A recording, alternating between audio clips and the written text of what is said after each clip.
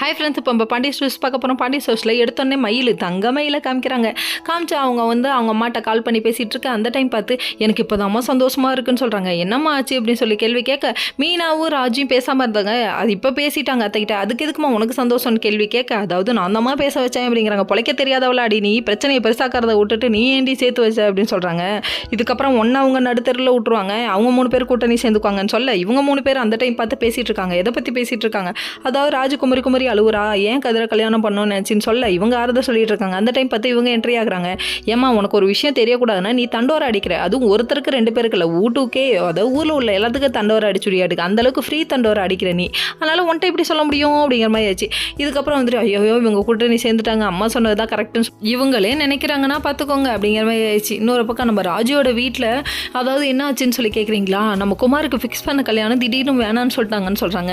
நீங்கள் வந்துட்டு பல பேர் வாழ்க்கை, அதாவது சரணன் வாழ்க்கை எத்தனை தடவைக்கு எடுத்து விட்ருக்கீங்க, அந்த மாதிரி தான் இதுவாக நீங்கள் வந்து முன்னாடி செஞ்சீங்க பின்னாடி விளையுதே அப்படிங்கிற மாதிரி ஆயிடுச்சு.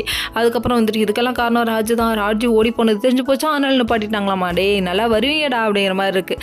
அதுக்கப்புறம் இதெல்லாம் சொன்னோன்னே இது இப்படி இருக்க ஓ மகளுக்கு நீ போய் சப்போர்ட் பண்ணிகிட்டு இருக்கேன்னு கடுப்பாகி கர்ஜுக்கும் காண்டாமிருகமாக இவர் கத்திட்டு இருக்காரு. இன்னொரு பக்கம் நம்ம மீனா நினச்சி ஃபீல் பண்ணுறாங்க. ஆஃபீஸில் உட்காந்து இது மாதிரி வந்துட்டு செந்தில் கண்டுக்க மாட்டேங்கிறாரு, போக மாட்டேங்கிற, வர மாட்டேங்கிற, வீட்டில் எல்லாம் இப்படி இருக்கேன்னு சொல்லிட்டு சோகத்தில் உட்காந்துருக்காங்க. ஃபீல் பண்ணாங்க மீனா அப்படி சொல்லிட்டு மீனாவுக்கு ஒரு ஆறுதல் போடணும் போல்.